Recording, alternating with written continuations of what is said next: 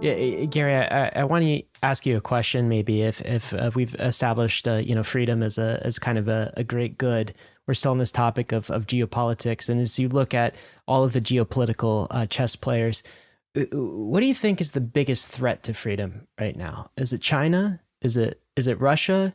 Actually, I want to throw a third candidate in there, the United States. I mean, is that a threat to freedom? Germany didn't start out as Nazi Germany. What's your take on this? Um, no, let's separate the United States with Russia and China. The threat comes from the countries that are fighting our way of life, and it's not no longer just axis of evil. It's much larger coalition. Obviously, Russia, China, playing leading role. You have Iranian Ayatollahs. You have North Korea. You have Venezuela here, and you have many others that might follow. So, and of course, you have the quasi-state institutions like Hezbollah, for instance, and terrorist groups. Um, Somehow we can look at this at the global map today, geopolitical map, as a chess game. It's black and white. Again, this it doesn't mean that the forces on our side they are just the perfect. They're far from being perfect. But again, that's democracy. Speaking about America, it's a never-ending quest for perfection.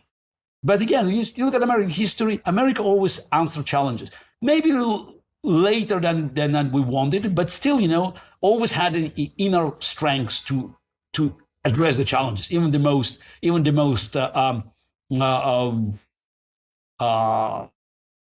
evil ones. So unlike most of other countries, because when you look at the European history, there was a much bumpier road than in America. So every country went through the process of reconsidering its past and also recognizing that nothing was perfect. But it's going back to what I said already a few times today: balance. So are we doing better today than 50 years ago, 100 years ago? Of course. Just look at its overall environment. So we 100 years ago in America, exactly 100 years ago. So there was the universal suffrage. Though we still knew that it was in theory universal suffrage, but until mid-60s, considerable part of the population in America technically had the rights but couldn't exercise them. So, have we made progress from the moment when the Civil Rights Act was introduced? Yes, of course. It's just again, is it perfect? No. But if you compare America to the rest of even the developed world, the democracies, it's still the freest country in the world. Trust me. So when you look at you are still very bullish on America and its ability to I'm be. Bullish. I'm bullish. Look, dollar is a very weak currency. It is the strongest because others are weaker. America is still a free country, not because it's perfect, but because others, have more problems. So this is, that's trust me. That's you look around the world and you recognize that that's why people are trying to get to America. Why you have so many people trying to get to America? So this is because America offers opportunities, far from being perfect. But we don't live, in a world that is come close to perfection. And I don't think we should measure America or just compare America to some kind of heavenly standards. We live on Earth, and the Earth is full of sins. And what do you think? So you are bullish on America's ability to resist the ring of power, not collapse to sort of authoritarianism, and to continue. It's challenging now. Yeah, it is. And I want to ask you why you think the experiment of America has sustained, the freedoms it has as long as it has. Is it something unique about the protocol that we set up, this Constitution, the freedoms, the way it was founded? Is it something cultural? What do you think? I think again, that's probably requires a second podcast. We're open to that, Gary. No. Some other time to discuss it. No, I think it's important that America, it's the country that was built not on the blood and soil. So it was more like an idea. So and it gradually developed in the society that believed in equality before the law. So the United Kingdom was closer, but it's still as every European country, even the UK had history that sometimes had a negative effect, because when you look at the ancient history or just, medieval times. Yeah, I always have a little discomfort that, it's written by those who won. So that's why, and America doesn't have this kind of historical liabilities. It's just, it's from Pocahontas to Joe Biden. So it's almost a straight line. So it's just, so we can argue about, about our evaluations, but we don't argue about the facts. So we just, so unlike in Europe, very often we're not so sure. So there's certain advantages that America had from the very beginning, and up to now it was always resisting against challenges that could come from radicals. The problem is now, I think, is just this is too many. Several generations already lived in a world of great comfort, and I think just taking it for granted, it's always dangerous. And that's why we have extreme positions. The democracy is in danger when it's attacked from both sides. It's very important to remember. You cannot destroy democracy from one side. You need two antagonists that, by the way, need each other. So it is, who is the best fundraiser for AOC? Donald Trump, and vice versa. So we should remember that.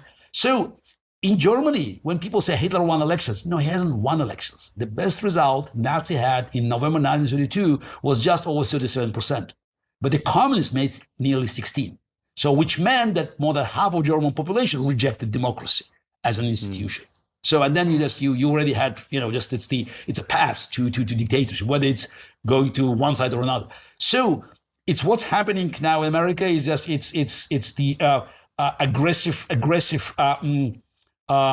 attacks on various foundations, on one side on liberal freedom, another one on the market economy, but they need each other, and and the center has been decimated. So I still believe that the center will recover, but again, it's a problem.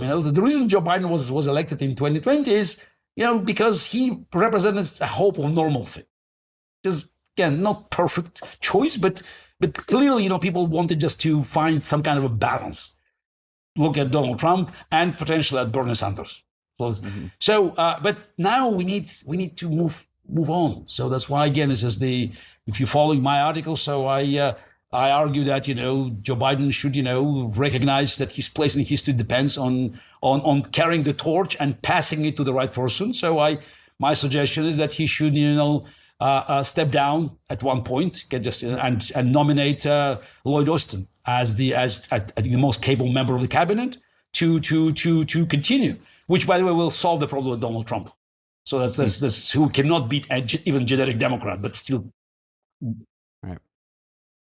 Tragically can beat Joe Biden. So again, it's there's so many things that can happen and I think that the changes is inevitable. That's why I'm not sure that we will see this horrible choice between Biden and Trump back in November, a year from now in November. But there's a risk. There's a risk, and we have all to work on it. So that's why I hope Nikki Haley can beat Trump. So, looks it's a long shot. So let's say now. So, but American system proved to be resilient.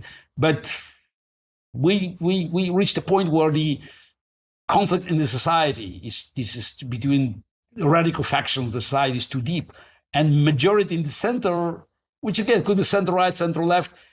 Doesn't have a strong leadership to fight.